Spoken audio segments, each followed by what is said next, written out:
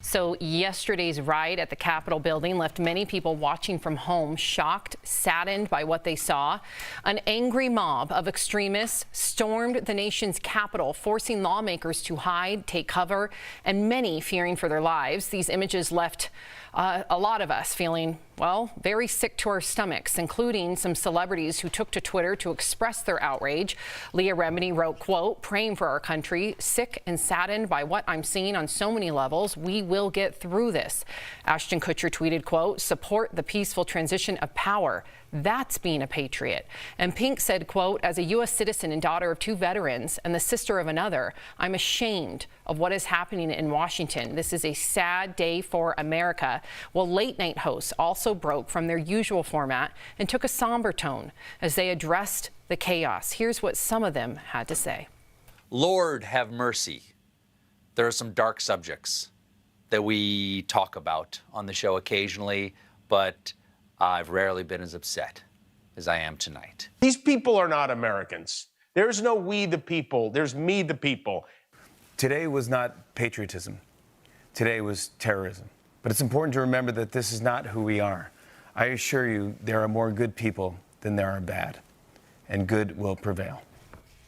Yeah, and you know, Al, without diminishing what people are feeling, because we want to continue to hear from our DBL Nation, and just like many of you, we are all sick to our stomachs. But Al, good has to prevail here.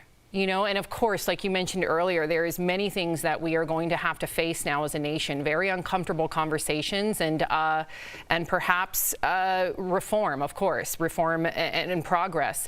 But watching the late night host last night take that somber tone, for me, it reminded me of 9/11. What did you make of it last night? Well, it's so interesting, Sam. Ever since, President Trump came into office, a lot of people have told me, oh, that must be great. For people that don't know, for 15 years, I've made my living, my only living, as a professional comedian. And, people said, oh, President Trump must give you a lot of material to talk about. And quite frankly, it doesn't. There is nothing that will divide a room of strangers like talking about the administration. I hope that we can all come together on this, Sam, but you're saying that there has to be good, and I don't want to depress you, that's why we got Jeff there. But honestly, Sam, you got to ask the question, who's good? You're good or they're good? Because the people that committed those acts yesterday, really in their hearts, for most of them, feel like they were doing their patriotic duty, feeling like they were doing what they were put on this planet to do by God. So when you say there has to be some good, there's a follow-up question that's much more difficult to answer. However, though, Al, I'm going to push back on you there, and I agree with you. And like I said, we need reform, and we need to face some very difficult conversations in this country. However, for the first time, I saw Republican and Democratic lawmakers all in agreement, and I think that speaks something. I really do. I think that yes, but it came at the expense, Sammy, of some of their coworkers almost being strung up with nooses. Right. That's what it took. So yeah, I mean, I'm happy that did not happen. I do think we will move forward in a positive direction for our country. Maybe this is like alcoholics and drug addicts. Maybe, like Big Jeff said, this is our rock bottom. But it's real scary that we had to get this close. Agreed. Yeah, when I see the late night hosts talk and I see other celebrities talk sometimes on the show and we played our clip, I'm like, they don't believe that. They don't believe what they're saying, right? Today, I believe it. I believe what they're saying, and I believe in America, Al. I understand your frustration today, but I really do. This is a small percentage, and I know, Al, you mentioned it earlier that it's not. I think it is. I think it's people that are deranged. They've lost their way somehow. They've surrounded themselves, whether on social media or in their communities, with like-minded people and got themselves to this point that they're going to storm the gates of our capital, our whole system that keeps this country together.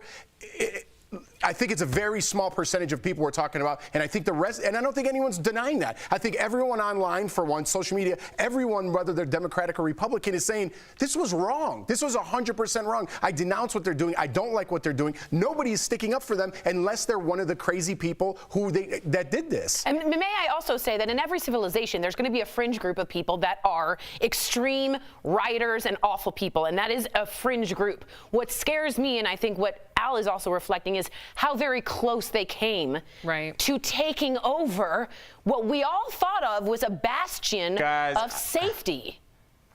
Speak out. Let's go ahead and have this conversation. Speak. I don't know if it's a fringe group, y'all. There's a group, I'm not even going to say their name, that have 2 members of Congress. That fringe groups don't get people elected. Fringe groups are people that are into, I'm not even going to say that, but just into weird stuff. But when 10 fringe groups meet up and find a common bond, now they're a minority majority. There's a lot of people. Look at the pictures. And tell me that's a fringe group. Look at how many people are out there. Right. That's not a fringe group. But out of so 74, we gotta have this conversation if we're gonna have it, man. I do, and Al, thank you for saying that, because we're always going to be transparent with our viewers. And I think if there's any sort of positive, and I say that respectfully, considering how yesterday will go down in infamy. If there's any sort of positive, respectfully, it's that I hope our eyes are open to the propaganda and the indoctrination and the radicalization that can happen on the internet with falsehoods, with baseless conspiracy theories. So I pray that we all see the consequence to those memes and those reports that have been doctored, and we can trust in facts again. So I think, Al, that you're exactly right, but I do think that many people's eyes are now wide open, and there has been an awakening. Sam, yes. Whose facts? Whose facts are we talking about? Yesterday, Sammy, somebody wrote in and asked us what makes Dr. Coley an expert.